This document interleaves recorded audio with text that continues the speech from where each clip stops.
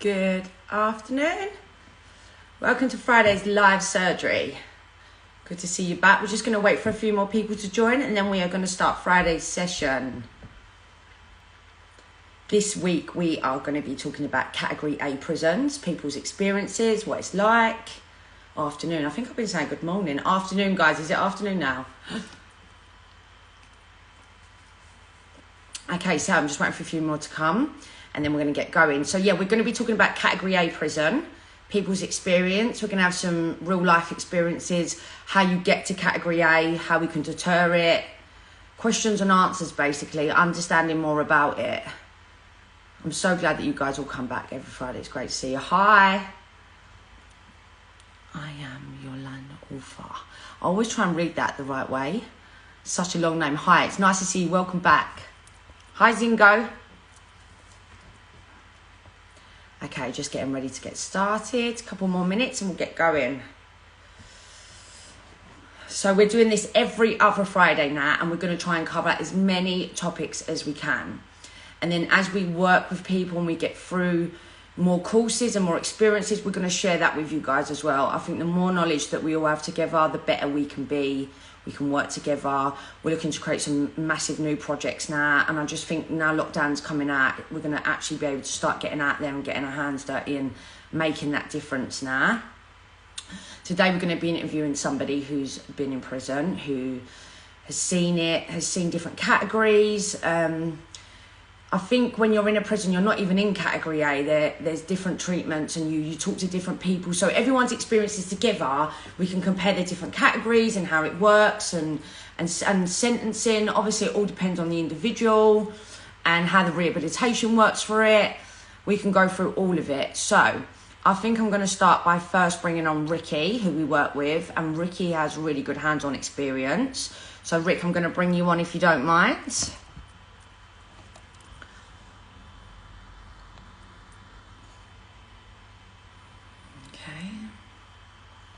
Hey Rick, I've just sent you a request. Hopefully no technology happens bad today. I'm just seeing if it's going to work.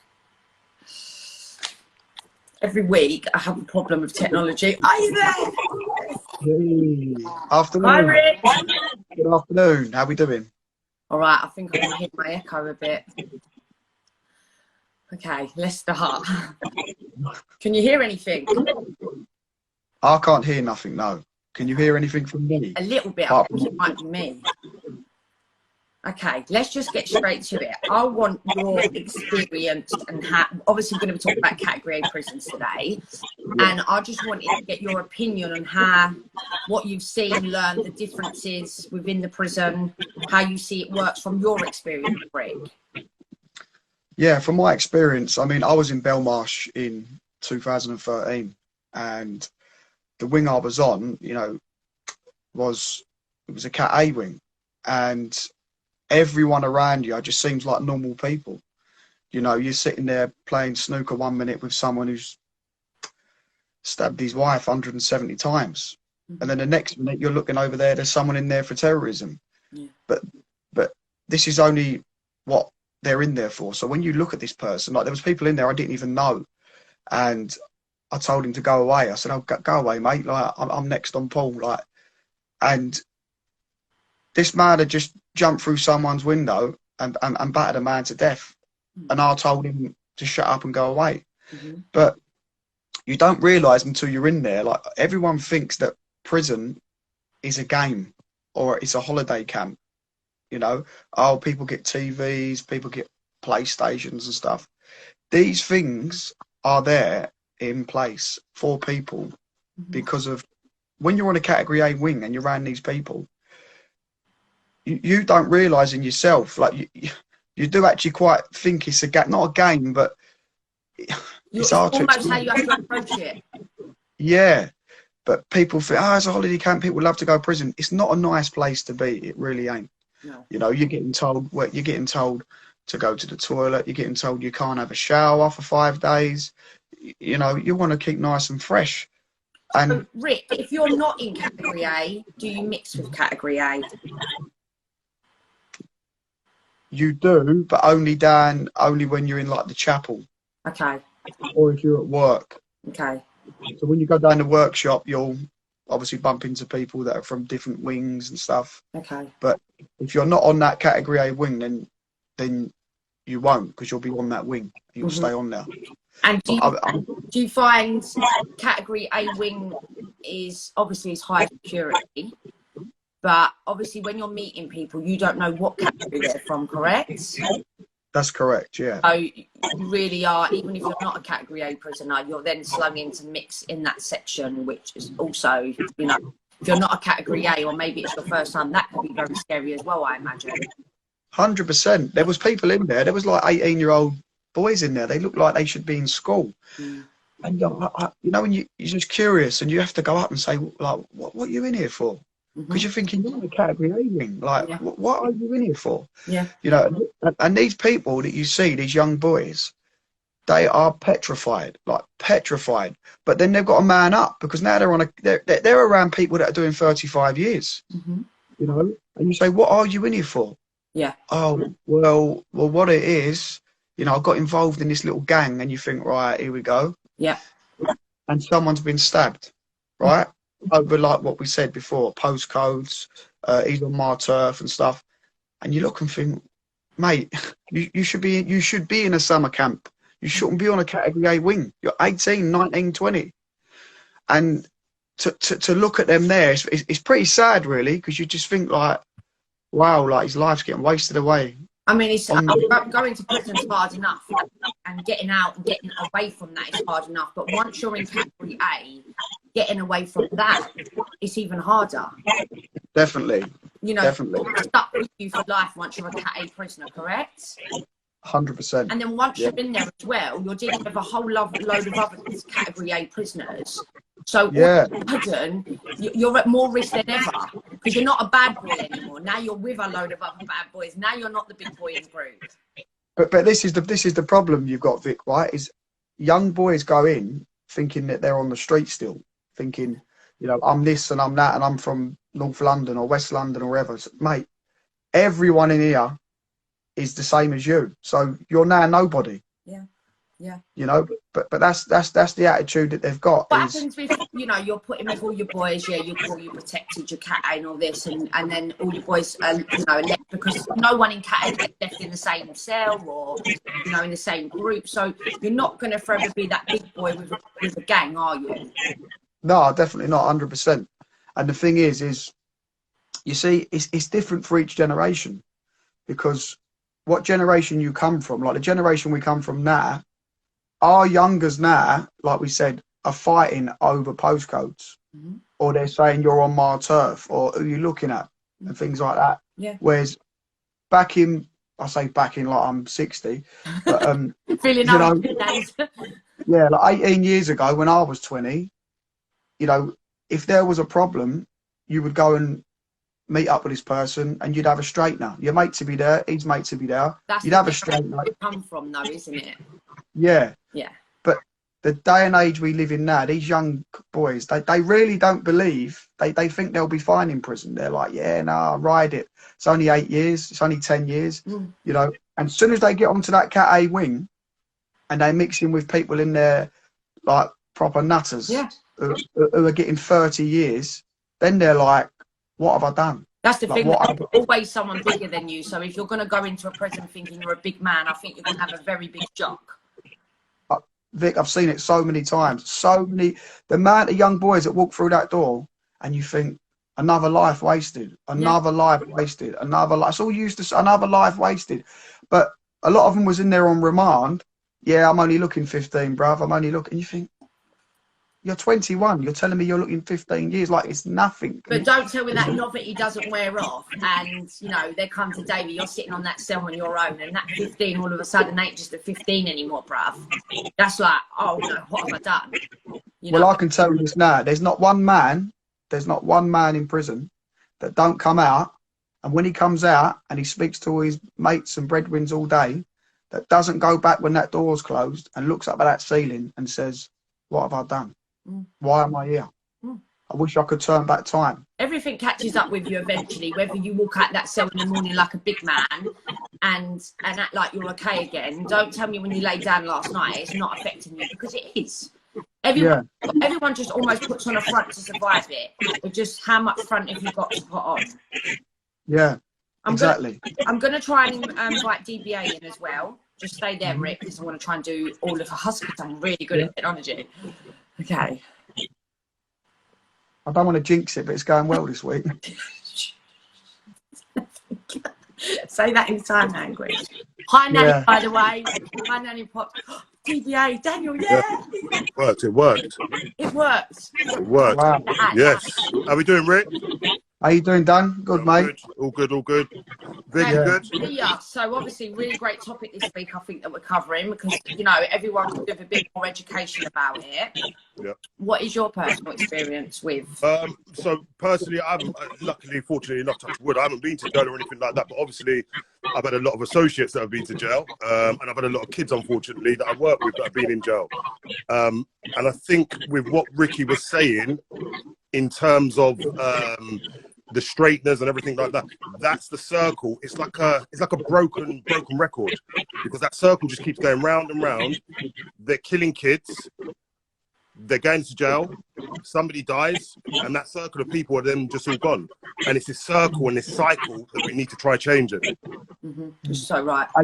And then it's the repercussion as well, because now you've killed someone from A gang, and now B gang are not happy. Yeah, You see what I mean? put it to bed after you've done that, and then there's you know, there's repercussions after every action. There's consequences, and then by the time these consequences carry on, we've just gone round in one big circle again. But how many people dead at the same time? I was talking to a young kid yesterday who's involved in various things, and I said to him, "What happens if you go to jail?" And then he started thinking. He was like, "Well, I've got beef with man in Belmarsh. I've got beef with man in Feltham." So I said, "But you're only you're a tiny little kid. You look about 12, even though you're 16. What are you going to do?" He's like, "Well, I'm screwed if I go into jail." But because that's what happens, it follows you. Like Ricky said, everything follows you. It doesn't just suddenly disappear because you've murdered somebody and you're behind the wall. There's going to be other people out there that want to look for you, and so on and so forth. Exactly, and then is it ever over? You know, sometimes is anyone, you know, can you even escape for a fresh start unless you leave everything you know? I think sometimes it's really hard because, you know, the beef sort of never leaves. You know, you're constantly surrounded by it, you're entertaining it. When you feed something, you know, you carry on. You've got to, it's almost like you've got to pack your bags and leave forever if you want to live your life. That's the thing. Once you're wrapped up in it, it's really hard to get unwrapped. Yeah. But you see, the thing is, though, Vic, right? It's like a catch-22 in a way for these young boys, right? And it's quite sad because they've got beef outside and they've got beef inside, yeah? So what do? They say, right, I don't want to go to jail because I'm going to be stuck in a place where I can't leave. Yeah. I can't stay out here because they could just come to my door at any time. Yeah. So what do? Now, this is what their mindset needs to be told, yeah? Is, you know what you can do, is get out of the gang, come away from that, even if you have to move out the area. And I know it ain't as easy as that for a lot of people, but if you make a start, then you ain't got to worry about having beef outside and having beef inside. Do you see what I mean? Well, the quicker, the better it is, really, isn't it? Yeah. And I think one of the, how can I put it, Chad? I'll say, when I'm talking to the kids at the moment, I think one of the biggest issues is actually walking away from it. Yeah. It's having that front to actually like an have the addiction, balls. Dan. Yes, but all of that crime stuff, I think Andrew's spoken about it many a time. It's an addiction. Selling drugs is an addiction. I know it's an addiction for me. I know Thursday, Friday, Saturdays, when everything was landing in, so on and so forth, it was a buzz. So I understand that buzz, but you can get buzzes out of life in so many different ways. And I'm sure Ricky can say that, Andrew can say that, I know Simon can say that. We all experience different buzzes now from living life normally. But until somebody shows you that there is a life with other buzzes, with other things that make you happy, you truly don't believe in that. Do you understand? Because you know, and it's like an addiction for alcohol. You love that. When you're taken away and you're clean, you look back and you're like, oh my God, like I was an addict, I was in a bad way. But until you've been completely cleaned up and helped, your mindset's still there. That's what it knows. You know, we're all creatures for habits, you know, comfortability. If you're making so much a week and new pair of trainers every month, and then you've got to quit that with no money, no trainers, no friends, How repealing is that going to sound? Yeah, exactly that. When I was like 18, 20, yeah, and I was selling drugs and, you know, got all the cars, all the money, all the watches and stuff, you don't ever, in your head, right, you don't ever think it's going to stop. You think, I'm going to do this forever. 100%. I'm rich forever. Yeah. Right? Positives, aren't you? Yes. Because all you're thinking is money. Look, you're only doing it for one thing, and that's money and lifestyle. Yeah. I want to go on all these fabulous holidays. I want to buy the latest watch. I want to buy the latest convertible. It's such a buzz in your head. You don't ever think, but hang on a minute. Like some guy said to me about 15 years ago, when I had money around me, he said, why don't you invest in property? And I said, what? Invest in property? Like I was worried about going to clubs and buying champagne and getting girls. Like, yeah. What are you talking about property for? Like, you know What's what I mean? What's that got to do with anything? Yeah. What does that I'm thinking that's what old men do, or that's what, like, you know, coffins do or whatever. Yeah. But when you look back, you think, just imagine that I took that one guy's advice. Where would I be now? Yeah. And I guess, you know, for myself, within the DBA project, within the AP Foundation, within Mix Foundation, that's the positives that we're trying to show to the young kids. That there are so many more positives. So, example, yesterday, that young kid I was just talking about who's involved in criminal activity, talking about officers in prisons, I've got him set up now doing stocks and shares and understanding about crypto through one of my pals. And I'm trying to show him, whatever money you're making on the road, I can double that, triple that, quadruple that, by doing something legit. So now he spent the whole day yesterday talking to one of my pals, learning about stocks and shares. So he's going to jump on that and get an understanding, because a lot of these young kids don't realise their skills are transferable. But when you educated him and showed him what he could do, he was probably amazed that he could do it and he was capable of doing it. Yes. Because somebody believed in him, somebody showed him and showed him the right path. And that is what most people need. I'm not saying everybody, okay, we're all individual, but realistically, that is what most people need. My dad always used to say to me, you get a trade, you've got a trade for life, you've got a job. Yeah? A lot of people, they don't have the qualifications, they don't have the belief in themselves. They, you know, I see kids that didn't know maths or nothing, but they knew grams, they knew money. They knew the money. So good at that. Yeah. It just shows me when you want to learn something, you will learn it. Yes. You know, so it's just about showing them what they can do. Sometimes it's about someone believing in you as well, because I think we put ourselves down a lot. Yeah. And you know what? Like, sorry to change the subject, but going back to sort of the ACAT, right? Yeah. And prison and stuff is for me a big thing is consequences. Yeah, consequences is a huge word, because if you drew it in a circle and you said to a young guy, right, look at this circle, what's got consequences in it, right? I'm going to draw 15 lines off it. I'm going to say, pick something for each one. Now they're going to think, well, I'm in jail, I've lost my life. Yeah. But what they don't realize with consequences is it's their family, it's the other people's family who they've shot, stabbed, beat up, you know, or it's then their partners, it's then their kids. And it just goes on and on and on. Yeah. And the consequences is, I said this last week, was what would you do as a young person if one of your family members died whilst you was in prison? What would you do if you got the news and the screw come in and said, listen, just to let you know, your mum's passed away, or your brother's been killed, or natural causes, whatever? What would you do? You'd never forgive yourself, but it's too late for that, because it's happened. You've put yourself in that situation when you know that at some point in life that one of your family members could or are going to die. Yeah. So if you wasn't involved in gangs, or you wasn't involved in street crime or whatever, you wouldn't be putting yourself in that situation. So consequences for me is look at the future, look forward before you do what you do. Yeah, exactly. Yeah, agreed. Oh, there you go. It's working for us. Yeah, I know. We're doing well today, I'm taking all the credit for this, guys. I'm so good at this today. You are. You've mastered the art now. Only a little bit of feedback off of Ricky. I'm smiling. So, Rick, just if you don't mind, Rick, just put your mic on pause. Am I doing that? You can't do that, no. We do it constantly, don't we? Never mind. Yeah. All right. So yeah, listen, really good topic in that. So we'll get back to the Cat A's, because I think it's a realisation that people have to know, because when people go to prison, sometimes they end up they can go straight to a DCAT. They could, start at a BCAT, they could then exit into a CCAT or another BCAT training prison or a DCAT. But the reality is, when you hit ACAT, that's a different thing altogether. So, the fun of the games are over at that point, And I'm going to laugh because what Ricky said, I remember Ricky at Belmarsh, he got dropped on our spot 1. And what they do is they basically, everyone's sort of on that wing. You've got ACATs on that wing and you've got regular prisoners as well. And some of those prisoners, the regular prisoners are free up in the cell, do you know what I mean? And in the ACATs have a single cell, that's how it works. But I think it was you, Rick, or it was someone, I'll never forget. They were free up in the cell with a guy, and the guy was outside the cell, sitting on a chair, shaking, literally just shaking and sweating, right? Medication.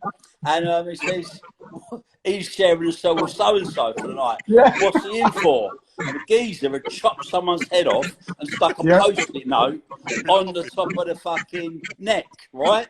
Seriously. And then the person's going, listen to this, and the geezer's shaking, he's sweating, his medication, and you're going to get locked up in a cell with him for the night and go to sleep. And that person is your cellmate, right? And that is an everyday occurrence in entering into the caves, right? When you're thrown at Belmarsh or Braithwaite, and that's the reality, right? And, that guy wasn't on a KA. That guy was a BCAT prisoner. So you can imagine some of the KAs, what their crimes were. But I will tell you that journey, right? When you go there, it's arrived. I'll tell you how it goes, because you have to get assessed first of all, right? And the Home Office do that. And how that looks is basically, I'll never forget, that's how it arrives, okay? So that turns up at prison, right? And what it says there, basically, you're going to be assessed because they believe you're a category A prisoner, right? They take you down to the block. That's the only place they can keep you through arriving at BCAT.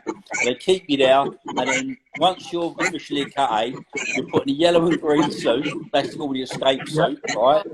And you're thrown on a special coach, right, with a screw from that prison. 2 screws come from Belmarsh or Strangeways or Woodhill, wherever you're going to. And then that's your journey. Now, it depends what risk category you are. If you're a double A, whatever, you're not even going to stop for traffic lights. You're going straight through every single light with fucking police cars and motorbikes, convoy, and stop any traffic. If you're an exceptional risk cat, helicopters going up after you, right? So that's the sort of escort that you're carried in. Now, when you arrive in that prison, that's one story. But let me tell you how you go to court. If you arrive at Belmarsh, they make an assessment on how they're going to deal with you. Now, you've got 2 sections. You've got the unit, which is for the double A's, right? Now, I'm going to bring this up, and I spoke to him yesterday, funny enough, so I will tell you who it is. A friend of mine, Clifford Hobbs, right? He was put on the double A for 7 years, okay? That's how they was with him. When he went to court, I'll tell you now, they had an armed police officer with a machine gun almost standing in the dock with him while he's giving evidence. Literally, he had to say to the cos, listen, can you move aside a little bit? I haven't got space to move. So that's the impression you have in court. Now, it gets better than that. When I was going to court, they decided they wasn't even let me go to the Old Bailey. So they chose to make me go to Woodage Crown Court. And that's how that looks, Rick. You don't even go on the road. So basically, in Belmarsh, you arrive there, you're kept in a separate unit, right? You run in the ACAT suit, right? You're double shanked, right? So you've got one set of handcuffs, a giant set of Frankenstein looking handcuffs. That goes onto another screw. You've got one in front, you one behind you. And you're taken, the whole wing's closed, you're taken down, and literally into this room, and the door opens, and you're going downstairs, and you're going into the basement of the prison, right? When that tunnel, all you see is a tunnel, with gate after gate after gate. So you're walking now through a series of tunnels and gates with the screws, and this is where you're going to court. You're not even travelling on the road, yeah? There's a door, I'm not exaggerating you, it's a 3 foot thick, at least, maybe 4 foot thick bomb door, right? Yeah. And then that opens, the biggest vault you've seen in your life, and that takes you straight into Woodage Crown Court. And that's how they travel if you're in for terror, or they classify you as a serious risk. That is how you travel. You're strip searched, right? every visit, if it's with your lawyer, if it's with your family, your strip search going in, your strip search going out. And I'll tell you that looks, they're searching behind your ears, inside your mouth, inside your tongue. I mean, you're properly strip searched, butt naked. And that routine happens religiously, right? So if any young person wants to aspire to become it, and that's what it looks like, that's what it is. If you want to have that glorified status, right, and become a Cat A prisoner, you're welcome to it. But I'll tell you now, it's the most unhumane process you could ever be put through. You can't get a visit for 3 months. The police have to go to anyone you put on a visit order, go to their house, interrogate them, literally interrogate them, right, and search their property, right? This is anyone you want to visit you, right? This is what you put them through before they can even be cleared for a visit. And it's to be 3 months before you'll get a visitor, okay? It'll be 2 weeks before you get a phone call, yeah? So if any young person wants to aspire to be that man or to be that person, just know what you're letting yourself in for. I'm not going to get into dispersal prisons, because when you get to dispersals now, your exceptional risk, your double A's, your Cat A's are all in there together, right? Starting point for 35-year recs, 25-year recs on the wing. And I mean, literally, you know, I cannot describe what that environment is like. Everyone is in there with nothing to lose, okay? So if someone's done a murder or done a couple of murders, no problem. That's nothing. That's like, there's 2 dozen of those on the wing. Do you know what I mean? So if someone wants to go on down that road and aspire to be that person, just know what you're letting yourself in for. You see, the thing is... Go on, Rick. Go on, yeah. What Andrew just says, well said. Like, when you're outside, if someone, like one of the young boys, stabs someone, they've got a name for themselves. Oh, don't mess with him. But when they go to jail, and look what Andy just said, everyone's in there on that wing for murder. So when you go, oh, like, I'm not this hard man anymore. Everyone in here is for the same thing. You're nobody anymore, because you can't do that. You can't be this man I am on the street, because everyone's in there for the same thing. And I know we sort of like, it's laughable when we said about the man shaking, but that's reality. That's reality. That is it. That is what you're in there with, you know. And these boys don't see this on the street. They don't realise you're getting searched 10 times a day, and you know. And I'm talking completely no clothes on, Rick, no dignity at all. And I'll tell you this, right, and I think Rick was at Belmarsh at one of the scenes, but I've seen people, they're sitting down, I've seen a cut of geezers here, right, cutting his hair, barber thing and all that, they're talking. The geezer's gone into the shower to now get his, you know, washed off the loose hair. The same geezer take a tuna, he's got the blade, it's just dragging his blade, because he's open them with the nail clipper. So that's a circular bit of metal with a thing. And go there while he's in the shower and literally carve him to pieces. Right? Yeah. And that's a geezer who was cutting his hair 10 minutes before. Right? Did he get his haircut or something? Old beef. But I will tell you one thing, Rick, and you probably remember this, right? I'll never forget this. I was sitting down on the ones, I was at Belmarsh, and I was in Saturday down there, and I'll never forget a geezer come down, another guy, I won't say his name, but he's doing a 35-year rec. He's come down the stairs, he just got the sentence, so he's making a name for himself, right? He come down the stairs, the guy was sitting on the bed, right, eating or whatever. The guy's come down with a blade, big fucking blade, and literally gone bang down his bone. I said, the guy, you could see bone. That's how deep it is, right? You could see bone. He's come down his face, cut his eye in two, and just walked back up the stairs as cool as a cucumber. With a massive trail of blood following him. So if you want to be in that environment, this is what you have to expect. Amongst those people, yeah, who for literally 100 quid, right, on their canteen, will open someone up if the word gets round they've got a beef with someone. Put yourself in that environment. Go ahead, don't do it. And there's too many unexpected characters in prison. On street, you know sort of who to look out for, what you're looking for. In prison, you don't know who's coming from, what angle. You don't know who they are, what they're about. Well, there's not just people from your end, there's people from the whole country. That's the problem. All I say is this, right? If you want to go and do your madness and put yourself in that position, the first thing you better be prepared is to go and kill people in prison, right? Because if it comes on you, you've got to be prepared to do that, right? Or do the best thing in the world. Drop it out. Do not put yourself on that road that's going to take you down that road. And that's it, you know? Can I just jump in and just say something as well to both Hi, Andy and Ricky, sort of thing, in terms of the young kids when they all about, you know, ride or die and getting into going to jail and end up being on remand and they're with all their pals, and then the reality is once they have their sentencing they're all spread around, sort of thing, and then they're in a Jack Jones. That's correct, isn't it? Yeah. 100%. Listen, when you got to see it, everyone comes in all remand, they're all together, and as soon as that sentence comes down, they're all going dispersals. They're going Long and they're going Franklin, and we know what comes after that. Yeah, right. Because they ain't built for that. Yeah, they say they are. They ain't built for that, right? Yeah. You know. So at the end of the day, as I said, look, you know, it's a harsh reality. If you want to, and that's any prison. That's the category guys. Category A is the extreme. Do you know what I mean? But equally, you've got some nasty category B prisons as well. If you're a category B or C, you're going to end up mixing with the people. So whatever category you want to be, you're still going to be such a high risk. It does. Yeah, but it does. You see, a lot of these youngsters, this is very crazy, is that when their friends have been to jail, they've mainly been to DCATs and CCATs. So they're telling them all these stories. Like, they're saying, like, oh, I've got phones in my cell, cooking I can call and everyone's like, oh, it ain't that bad. Oh, it's not that bad. But it's because of the silly little crimes that they're doing. But once they start getting involved in big gangs and stabbings and shootings and all that and killings, that is when the reality kicks in, because their friends ain't telling them stories of being banged up 23 hours a day. And then like what Andy just said about the man getting his head cut open. You could be having a perfectly fine day. The minute that happens, you're locked up. It could be for 3, 4, 5 days. Yeah. You don't know. If you ask the category A prisoner at the beginning of their sentence how they feel compared to 10 years in, I'm guaranteed it'll get a different answer. Because no big man staying there that long with that big man attitude without life. There are people I know, right, who are 20.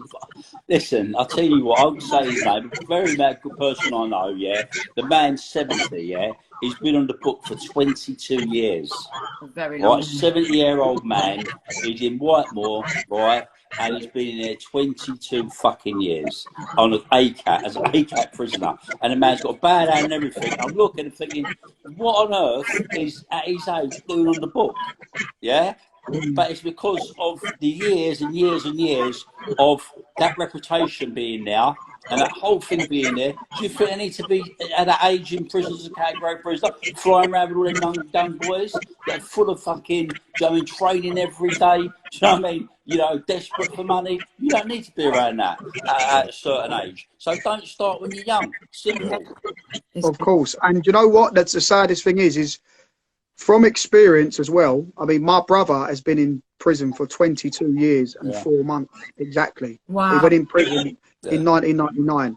And, you know, when I speak to him and I look at him and I think he missed his 18th. He missed his 21st.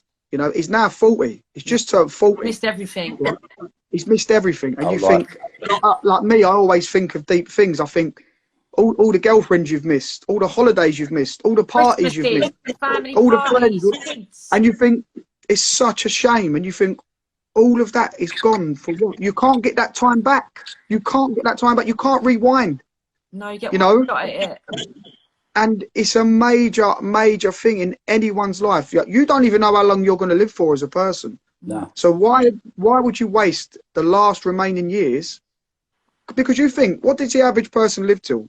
Average 70, 80? There you go. When you're getting a 30 wreck, half your life's gone. It's gone. That's if you ain't even killed each other yet. Do you know what? I'm going to give you a good one here, right? This is a good one, yeah? I know someone, and he got sentenced, right, when he was 60 years old, right? The judge gave him 44 years, wreck. Right, the judge said to him when he sentenced him, hear what he said. He said, "You'll be 104 years old when the sentence finishes.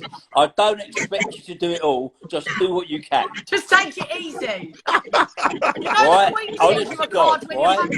Even when the far, right? Listen. So when you want to keep going, just carry on, because you know how it ends up. Yeah. Yeah. Do you know I always wonder as well? I don't know if any of you will agree with me here. Right, in America, if you get nicked for like the silliest thing, they'll give you 20 years for like Yeah. a robbery, and you think, wow. Like I always wonder that years ago, I've always thought that the British kids of today have copied the American sort of rappers and, you know, things like that.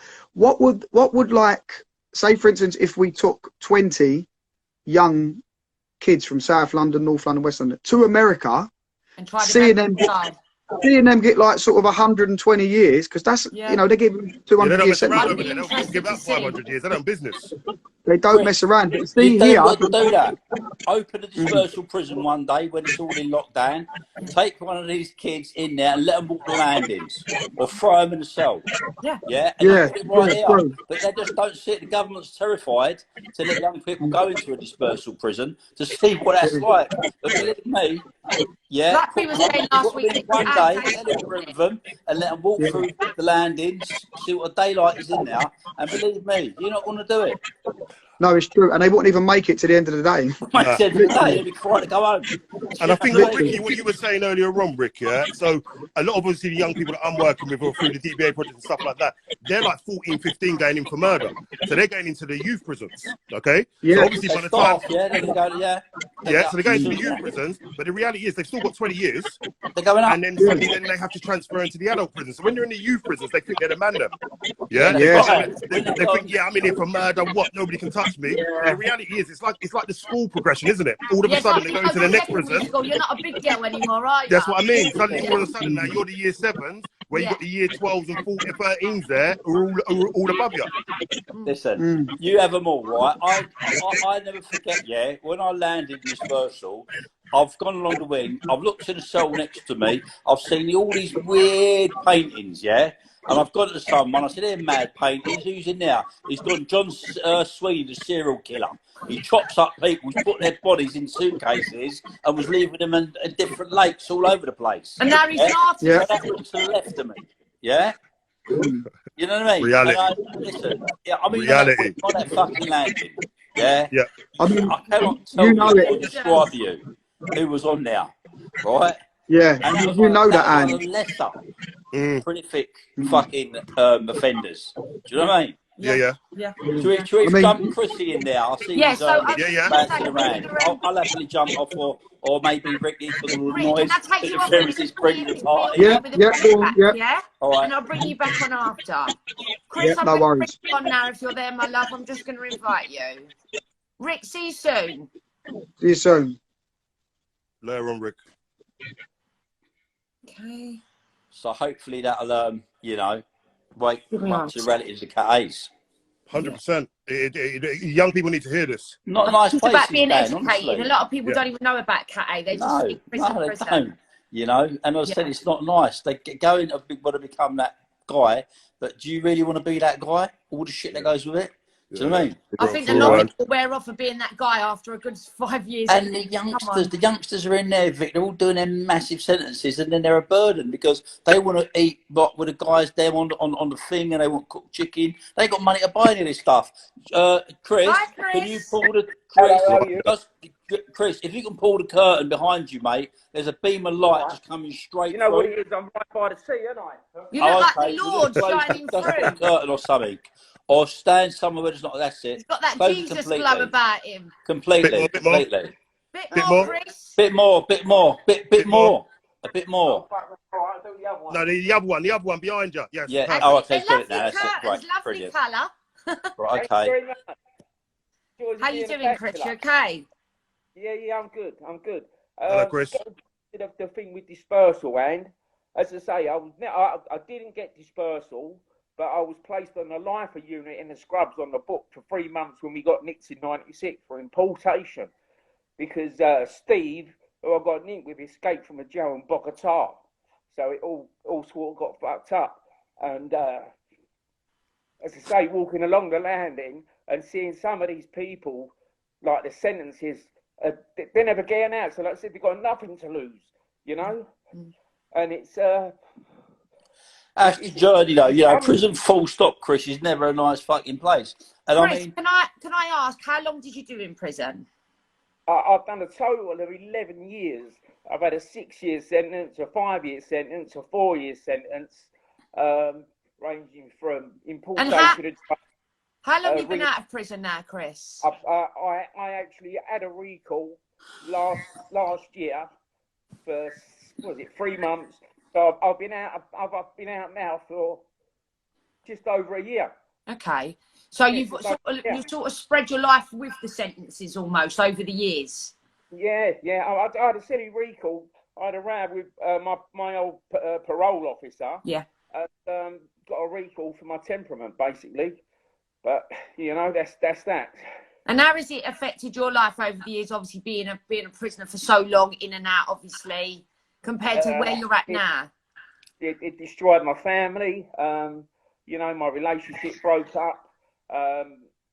Anything that I ever gained money-wise ended up with absolutely 2 bob in my pocket. You know, you see, you find out who your friends are. I mean, the fella at the bottom of the screen actually risked coming to see me in a prison on a different ID a few years ago, which was very nice. That was a different generation. But yeah, as I say, you find out who your friends are, that's for sure. I'm lucky I've got a very close-knit family. If it wasn't for the family support, I don't know where I'd be today, to be honest. I'd probably still be in the shovel, you know? So without that support of your family, you know, you think obviously you would still be there. Did your attitude change over the years? Like when you first went in, was it sort of, you know, yeah, no, life? I was a lawless little fucker when I was younger. You know, pardon my French. I didn't really have a sense of fear. Consequences? Did you think about them, or was that just?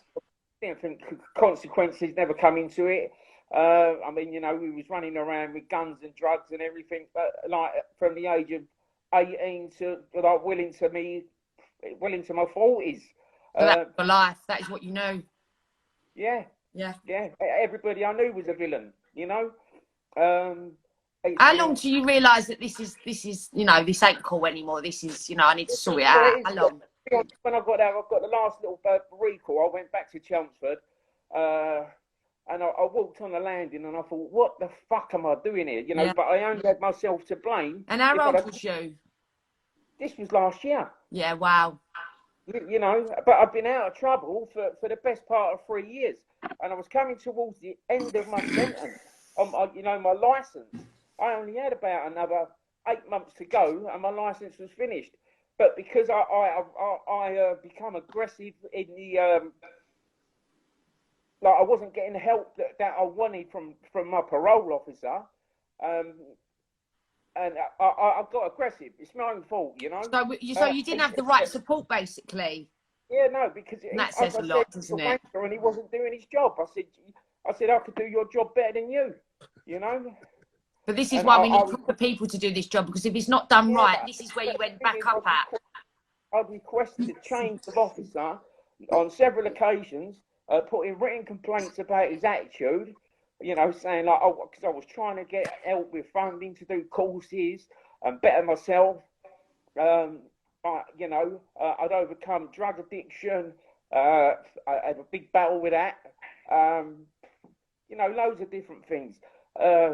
I lost. You tried to get the help and you just weren't getting anywhere. Yeah, you know, Andy knows. I had an accident a few years ago. We're going to get Chris' life story now. Let's stick to the prison, Chris. Fuck's sake. I just say it very quick. I was fucking about with a gun, and I must be the only person in London that shot himself. You know? You're a lucky criminal, then, Chris. I had nothing to do with selling that gun, by the way. No comment. Allegedly. Less in the Thames, that one. But, so, Chris, when you was in prison, I suppose you met a lot of Category A prisoners, yeah?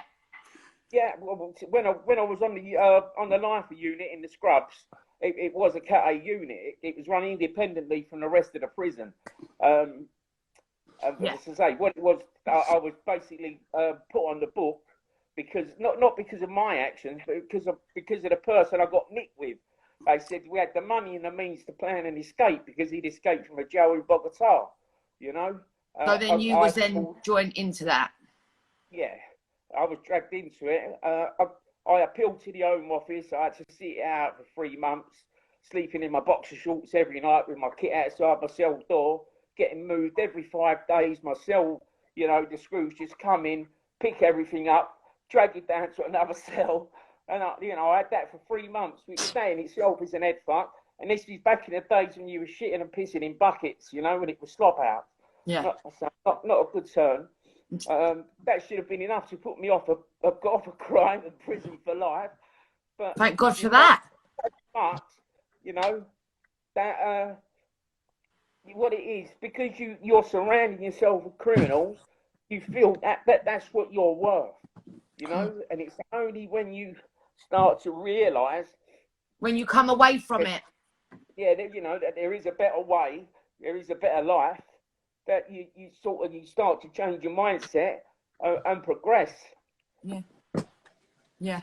And since you've come out and obviously started this new criminal life, how do you find it? Do you find it hard to stay non-criminal? No.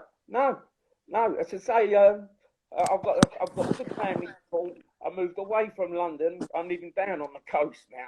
Yeah. Which in itself was a challenge, because born and bred in East London. Yeah, it's hard, isn't it? Yeah, but you know, London wasn't a good environment for me to be in, you know. Do you wish you moved sooner now, Chris, you've done it? Sorry? Do you wish that you moved out sooner now that you've done it? I just wish I'd changed my mindset sooner. Yeah. You know, instead of thinking, oh, I'm this big fucking hard nut that can just, you know, take it all and do it all. You know, I'm lucky to be alive. I've been stabbed on a couple of occasions. Chris, what would you say to someone, you know, a younger criminal that wanted to, you know, follow that path? What would you say to them? I'd grab them by the throat and just say, listen, don't go down that road. You know, it is a mug's game. It's going to end in, well, one of three ways. You're going to end up dead, you're going to end up lifed off in prison, or you're going to end up in a mental institution. That's the three alternatives you've got, you know? No, that's what I'm saying. This is why we want people to learn this, because we don't want other people to go and make that mistake and learn in 20 years' time. We want someone to be able to see this and learn from it. Yeah. As I say, what it is, this, you know, I say what it is. A lot of these kids that got what I call got a bomber clock attitude. You know, you try and talk to them, and they're sort of so instilled in this gang life that they don't. Bomber clock attitude. Love that, Chris. Yeah. Love that, Chris. Well, you know, My kids are going to get told that today. What's I love that, Chris. attitude? Chris, you said that exactly how it should be said. Exactly. And like I said, you know, like I've done a bit of sort of mentoring with a group called Use a Voice through the probation service. This is prior to my silly little recall, and I had to meet these kids coming out of Feltham.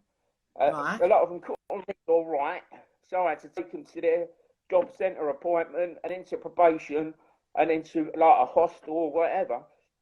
And they're talking in a lingo. Like, I said, mate, listen, I'm not being funny. I said, but where were you born? You know, because I call it the family gentleman. The phrases are cracking me up. Chris is brilliant. Chris has got his own language going on. Chris is brilliant. But the thing is, everything he's saying, he's right. Honestly, I just love the way he says it though. Bomber clock attitude. And family. But he's right in everything he's saying. I'm quite worried what he's going to say. Oh, he's left. Oh, he's gone. We lost him. Chris is amazing, everybody. Mate, they went, Famalan, what? Yeah, listen, but what he was saying, it's real. Honestly, and it's about the change of the mindset. That is it. You're hearing it from a first-hand experience. Now, you're listening to someone there that thought he was going to be a big gangster. The money, the guns, the cars and everything. And, like, you can hear this over and over again, but you'll just keep hearing the same thing. You're going to end up back at square one. There we go. Like, no matter what age you are. A really long way, or you're going to start listening and realising. Yes. You know, we do keep doing the same thing, and you're going to keep getting taught the same lesson until you learn to move and change your mindset and change your life. So you're better off doing it while you're a kid. Instead of wasting all that time, you look at Chris, Andrew's been there, They've all been there, you know, they've all done the recce, they've all been in the prison and everything like that, changing their lives around. It's about changing that mindset. But the earlier you do it, the more better your life is going to be. You're going to have a cushy life. Your life's going to be gravy. What frustrates me as well, as an older person now, I realise how much services are out there for young people. Yeah. But a lot of young people don't realise they want the help until they're past that 21 bracket where that funding... When everything's gone wrong. Yeah, and it's so frustrating because there is so much more you're entitled to if you're under the age of 18 or 21. And I just think, it's all right, Chris, you're fine. It was a great chat. Really good interview. Thank you, mate. Really appreciate it. I just think the younger you are and the more help you can get at that younger age. Yeah. I just feel like, I think as well, even if you saw a kid that was getting into criminality and we had some sort of system where we could show somebody how it's going to end, like the reality. I've never heard of a kid being shown a prison. Nope. Or, you know, a prisoner talking to, you know, someone who's just been arrested for the first time. Yeah.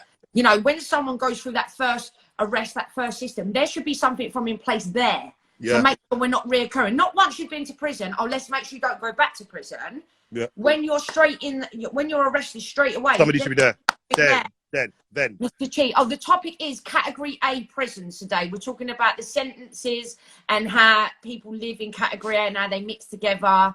Yeah, just generally in the prison system with Category A. That's the topic. Thanks, Chris. We'll talk again soon. Come back another Friday and we'll have a chat.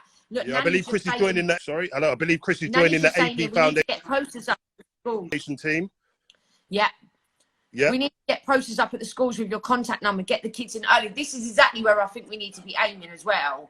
But if we had more youth centres and more communities for young people, it would be easier to aim at them. If me and Dan went out right now to try and help young people, we better get a bike and get on road. Yes. Do you understand? Because when I was a kid, you could find us all at the local hut. That's why everybody was at somewhere. But now our kids are everywhere. I can't even catch him on a bus. He's gone. No. So, and I mean, I'm watching the news. I don't know if you've also obviously seen it all lately, but every day, I mean, it's getting extremely, extremely worse now. But we said this months ago, if you remember, when we started the surgery, we said when this lockdown starts to ease, come the summertime, and we said it to everybody, it's going to be crazy. We're not saying that for no reason. You know, we're all live life experiences here. We understand what's going on for you young people. But the government, everybody else, the funders and stuff like that, you guys have got to start throwing money at the right people because we already know what's going to be happening, what time it's going to be this summer. Yeah, and all we're going to see on the news every day when that sunlight starts to kick outside, we're just going to hear more and more stabbings. We're all bored of it. Somebody needs to start listening. I turn on the news and they're so quick to report their negative news of another stabbing, another whatever. Not once will you see on the news a company like us working with young people showing that we're trying to make that difference, right? Yeah. When all we do is feed negative.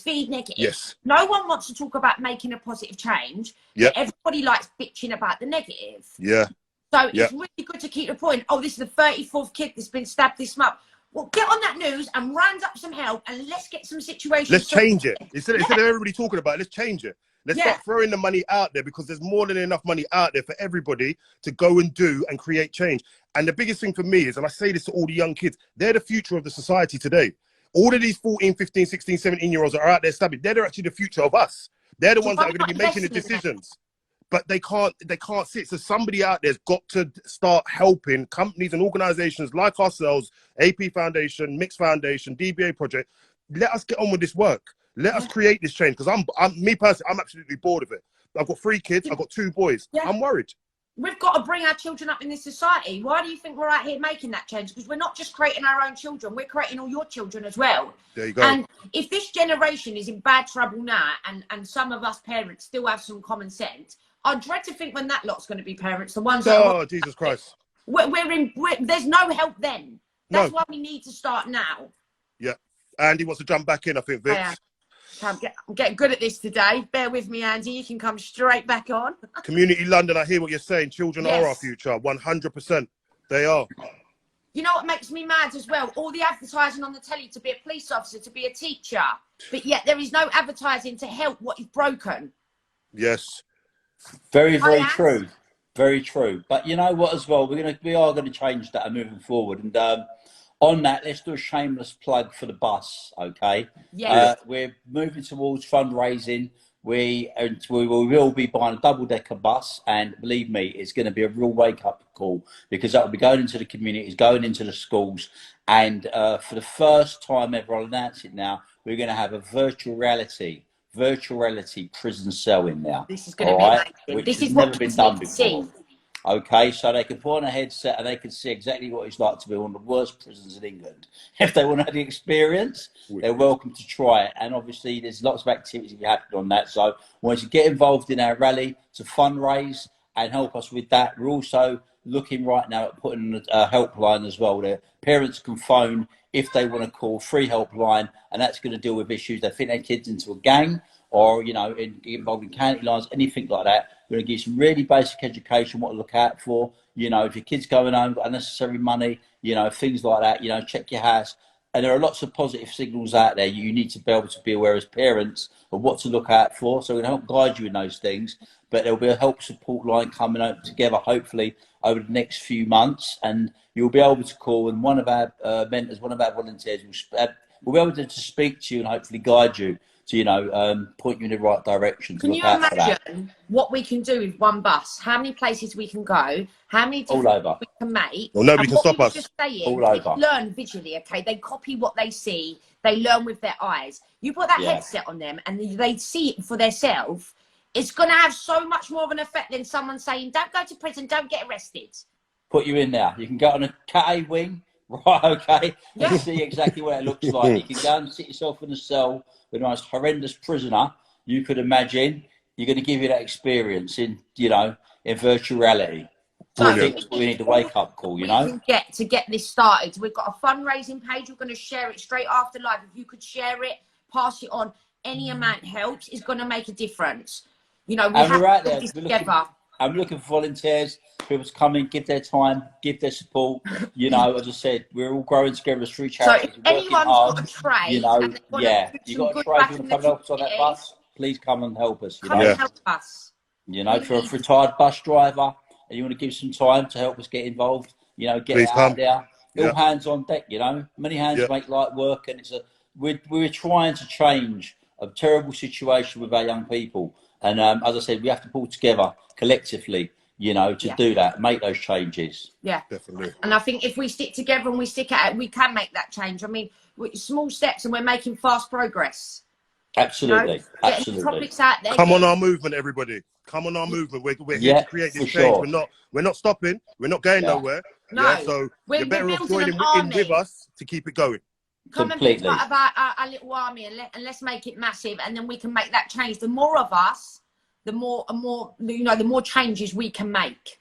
Yeah. We really can. 100%. Okay, so we're going to be back not this Friday, Friday after. Yep. Another topic, more guests in the next 2 weeks. Please keep an eye out on our page. We've got lots of stuff coming. Lockdown is finally leaving, so it's all going to start opening back up, and this is just going to get bigger and better, and we can make such a difference together. AP Foundation, DBA projects, and Mixed Foundations are all working together to make that change. Thank you, everybody. And see you guys. Take care. Have a lovely couple of weeks, everybody. Have a lovely weekend. Stay dry. Bye-bye, everybody. Good call. See ya. Thank you. Bye-bye. Later.